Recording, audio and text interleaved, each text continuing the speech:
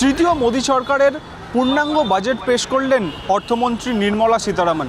তিনি একদিকে যেরকম দ্রব্যমূল্য বৃদ্ধির যে হয়েছে তার দাম কমানোর দিকে একটা প্রচেষ্টা করলেন এই বাজেটের মাধ্যম দিয়ে, অন্যদিকে বিভিন্ন ক্ষেত্রে ট্যাক্স রিজিমের যে সিম্পলিফাইড ভার্সন সেটাও কিন্তু প্রকাশ করার চেষ্টা করলেন। অন্যদিকে ইউথ এমপ্লয়মেন্টের জন্য প্রায় 500টি সংস্থায় প্রায় 1 বছরের জন্য 1 কোটি যুবকদের ইন্টার্নশিপের প্রকল্পও নিয়ে আসবেন, তেমনটাও কিন্তু বললেন। অন্যদিকে দেখা গেল যে বিহার অন্ধ্রপ্রদেশের জন্য একাধিক প্রকল্প ঘোষণা করা হলো এবং একাধিক টাকাও সেখানে নিবেশ করার কথা বলা হলো। রাজ্যের শাসক দল মনে করছে এটা জোট শরিকদের চাপেই কিন্তু অর্থমন্ত্রী নির্মলা সীতারামন এই বাজেট পেশের মাধ্যমে বিহার এবং অন্ধ্রপ্রদেশকে বিশেষ গুরুত্ব দিল।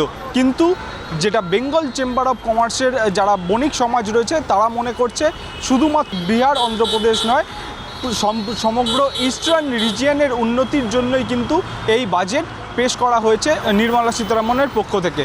এই বেঙ্গল চেম্বার অফ কমার্সের যারা বণিক সমাজ রয়েছে তারা মনে করছে যে শুধুমাত্র 1-2 বছরের জন্য এই বাজেট করা হয়েছে তেমনটা নয়। একটা দেশের এটা একটা continuation of A development budget, এটা অনেকটাই এক্সপেক্টেড ছিল, সেই বাজেটটাই প্লেস করা হয়েছে। এবং যে যে বিষয়গুলো একটা দেশের উন্নয়নের জন্য লাগে, ইনফ্রাস্ট্রাকচার, এমপ্লয়মেন্ট, এগ্রিকালচার, সাস্টেনেবিলিটি, এগুলোর উপর জোর দেওয়া হয়েছে। সামগ্রিকভাবে একটা ডেভেলপমেন্ট হলে তার যে ফসল সবাই পায় সেটাই নিশ্চয়ই পাওয়া যাবে।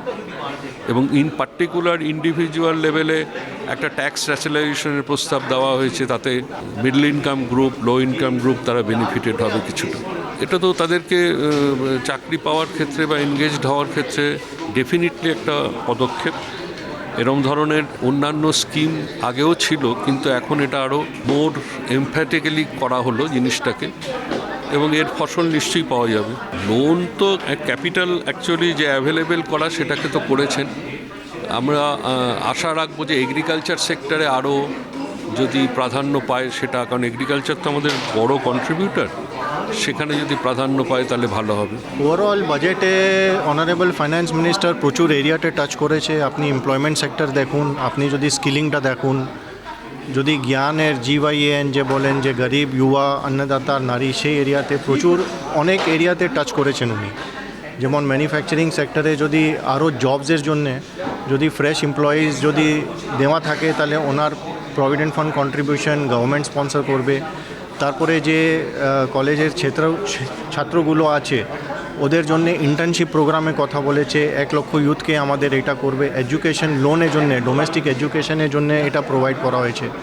এগ্রিকালচার ক্ষেত্রে অনেক করা হয়েছে। তো এটা ওভারঅল একটা প্রচুর অনেক এরিয়াতে টাচ করা হয়েছে। আর আমাদের যদি আপনি ট্যাক্সটাও দেখুন, ট্যাক্সেও ভালো নতুন ট্যাক্স রেজিম যদি আপনি দেখেন, সেখানে একটা অ্যাডিশনাল ইনসেন্টিভস ওরা করেছেন।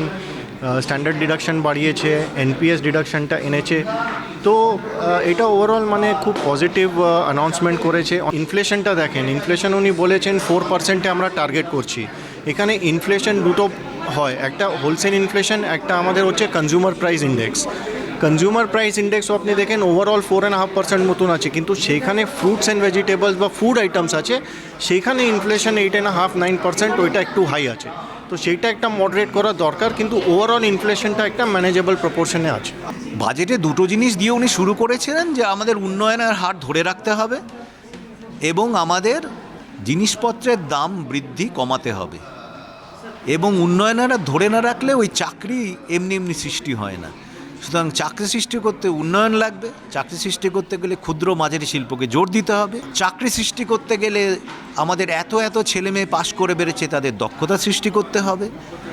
এই সবগুলোর উপরেই ওনারা জোর দিয়েছেন। এবং দাম কমাতে গেলে আমরা জানি মেজর দাম যে বেড়েছে আমরা সবাই ছ্যাঁকাটা খেয়েছি, কারণ তরিতরকারির দাম বেড়েছে বলে।